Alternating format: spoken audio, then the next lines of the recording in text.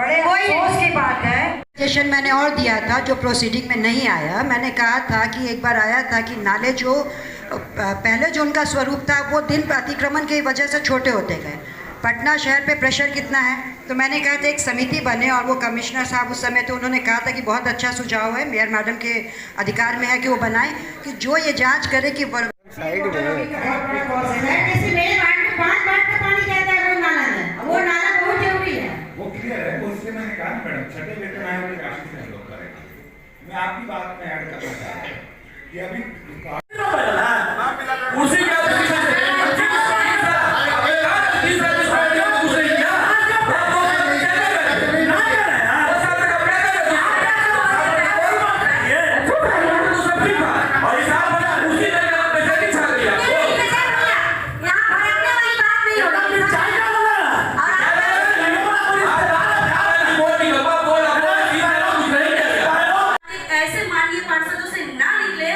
अमर्यादित हो। सबको जैसे कहा जाता है कि तलवार निकल जाता है म्यान से तो जाता नहीं है दोबारा, उस तरह जो शब्द से जो निकल जाता अब शब्द वो दोबारा लिया नहीं जाता। तो यहाँ सब अपनी अपनी समस्या को रखने आए, हम कोई एक आदमी को नहीं बोल रहे हैं, ये मेरे खुद पे भी लागू होता है। रही बात मत संख्या 7 की, तो पप्पू जी से मैं पूरी तरह से सहमत हूँ। मैं भी स्थायी समिति में उस वक्त थी, और जो बातें उस वक्त एजेंडा में आए होंगे या प्रोसीडिंग में आया होगा, एक बार उसको आप देख ले। वो अपने जो आप नगर निगम जो टारगेट दिया है उस टारगेट के हिसाब से वो कर रहा है कि नहीं, क्योंकि हमारी मंशा साफ है, हम माननीय पार्षद की मंशा साफ है। क्या होगी मेरी बात नाले भी आपने ऐसा नहीं कि नाले नहीं बनाए, आपने पिछले मेरे नाला बोल रही है वो हमारे बात से भी कनेक्टेड है, और पिछले 4 सालों से बोला जा रहा है। अभी हम लोगों ने लगभग 43 या 45 नालों का हम लोग को विभाग से भी फंड प्राप्त हुआ है जिसमें काम चल रहा है। और चूंकि नाले में आप लोग निगम मत से नाले टेकअप नहीं कर पाएंगे इतने बड़े स्पेशली अमाउंट का, वो तो नगर विकास से होगा। हाँ, अब हम लोग क्या प्लान कर रहे हैं कि सिर्फ फाइनेंस कमिश्नर लगातार इसको एक एक चीज को पॉइंट को देखते हैं, सारे रेवेन्यू ऑफिसर्स को बुलाते हैं, डिप्टी कमिश्नर रेवेन्यू रहते हैं, मैं रहता हूँ, एमएससी रहते हैं, हम लोग एक एक पॉइंट को देखते हैं। इसीलिए इस साल मैं आश्वस्त हूँ कि हम 100 करोड़ का आंकड़ा पहुंचेंगे, इसी कारण से, क्योंकि मैं एक चीज को रिव्यू कर रहा हूँ। सेकंड क्या है कि हम लोगों ने अपनी भी टीम बनाई।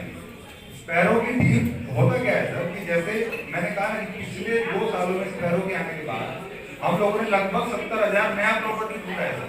पहले 1.5 लाख था, आज हम लोग 2.5 लाख पहुंच गए। 1.60 कुछ था, आज हम लोग 2.5 लाख पहुंच गए, 2 पावर हो गया। मेरा टारगेट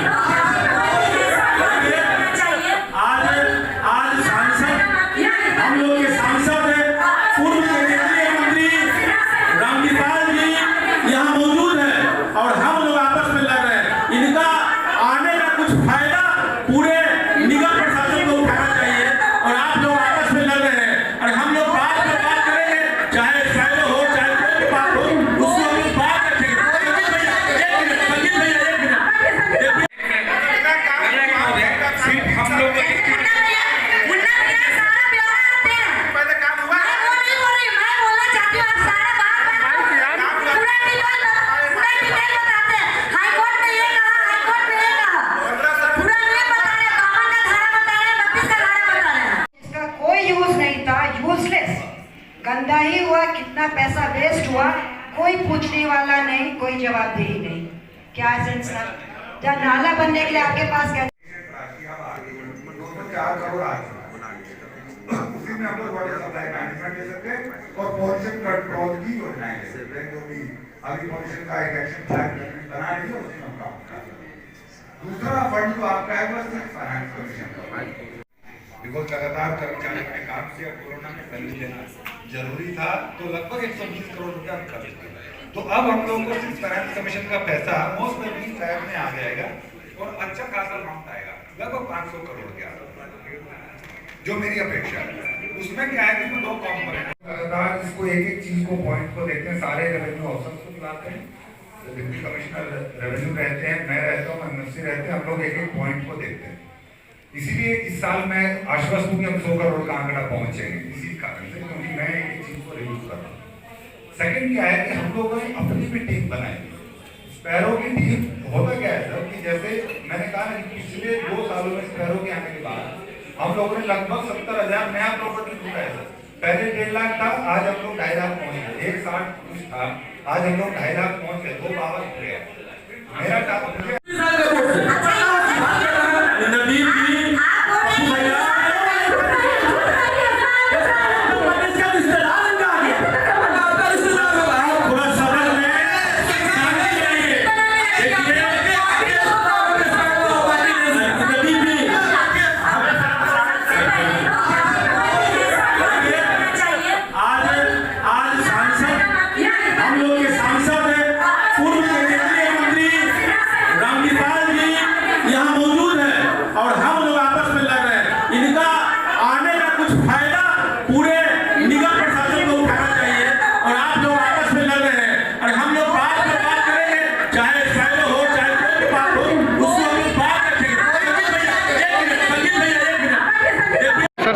मॉडल का उद्घाटन कराया जाएगा, उसके बाद फिर भारत सरकार को सर सर आज बोर्ड की बैठक हुई थी, बैठक में कितने एजेंडा थे सर? 23 एजेंडा पर चर्चा हुई और सभी बिंदुओं पर विस्तारपूर्वक चर्चा हुई। लगभग सभी बिंदुओं पर बोर्ड में सभी सदस्यों ने सहमति दी तो एजेंडा पास। सर एस्पोरा करके एक मामला था, जो होल्डिंग टैक्स जो कंपनी तस्वीर थी उसका समय बढ़ाया गया सर। उसका जो एग्रीमेंट था उसमें 3 साल का मूल एग्रीमेंट था और 2 साल बढ़ाया जा सकता था अगर परफॉर्मेंस ठीक। तो स्पैरो का परफॉर्मेंस ठीक रहा है, क्योंकि पिछले जो पहले स्पैरो के आने से पहले हमको लगभग 40 करोड़ की वसूली होती थी, अब वो वसूली लगभग 80 करोड़ हो गई है, तो इसलिए उसको हम लोगों ने एक्सटेंशन किया। सर होल्डिंग 15% होल्डिंग टैक्स का मामला जो था, एनुअल रेंटल वैल्यू जो है 15% का प्रपोजल हम लोग कर भेजना है, प्रपोजल जाएगा। अभी बढ़ोतरी का तो हमको पावर भी नहीं है, सरकार को ही पावर, सरकार को। सर होल्डिंग टैक्स का मामला आया था 15% बढ़ोतरी को लेकर, आपने सवाल भी उठाया था, क्या कुछ? नगर निगम में होल्डिंग टैक्स 15% की वृद्धि हो, ऐसा कोई प्रस्ताव आया था। पहले भी प्रस्ताव यहाँ से गया था 2012-13 में। वैसे नियम यह है कि हर 5 साल के बाद टैक्स का असेसमेंट होता है पूरे तौर पे, मगर सरकार ने अनुमति नहीं दी है, टैक्स का असेसमेंट नहीं कर सके। नियम तो यही होता है। ये बात सही है कि नगर निगम को चलाने के लिए भी और लोगों को सुविधा प्रदान करने के लिए आवश्यकता होती है पैसे की। नगर निगम सक्षम नहीं हो पा रहा है, ये बात सही है। और मैंने ये कहा कि एक साथ 15% होल्डिंग टैक्स आप लेंगे तो शायद पटना की जनता पर बड़ा बोझ होगा। अभी कोरोना काल है, हर परिवार इफेक्टेड है, आर्थिक मार से परेशान है। आप एक तो सबसे पहले, क्योंकि सरकार के पास ही जाना है आपको, सरकार के बिना अनुमति और सहमति का आप टैक्स नहीं बढ़ा सकते, तो आपने सरकार को कॉन्फिडेंस में लिया नहीं, तो सरकार से कॉन्फिडेंस में लीजिए और अपनी बात को रखिए वहाँ पर, शायद कोई दूसरा सलूशन में निकल जाए। आपको तो क्या मैं समझता हूँ कि निश्चित तौर पे ये जनता पर भारी बोझ मुझे लगा, और जनप्रतिनिधि होने के नाते मेरा ये, क्योंकि मेरा जो इलाका है नगर निगम के अंतर्गत, वहाँ वो सुविधा नहीं मिल पा रही है। जो टैक्स दे रहे हैं उसी पर उनको सुविधा जो मिलनी चाहिए नहीं मिल पा रहा है, तो टैक्स बढ़ा देंगे तो कहाँ सुविधा मिलेगी। वहाँ पर नाला का अभाव है, वहाँ सड़क का अभाव है, वहाँ सफाई ठीक ढंग से नहीं होता। हाँ, लाइट वाइट का व्यवस्था हुआ है, बात सही है, हमने कहा भी, आपने काम किया है, बट जो आवश्यकता है जनता का, उस आवश्यकता की पूर्ति नहीं हो रही है। इसलिए मैंने कहा इस पर पुनर्विचार करिए और जाके सरकार से बात करके इसको प्रस्ताव को पारित कीजिए। मगर मुझे लगता है कि सदन ने हमारी बात पर सहमति नहीं व्यक्त की, तो मैंने नोट ऑफ डिसीजन देके अपनी सहमति व्यक्त करके मैं निकल गया।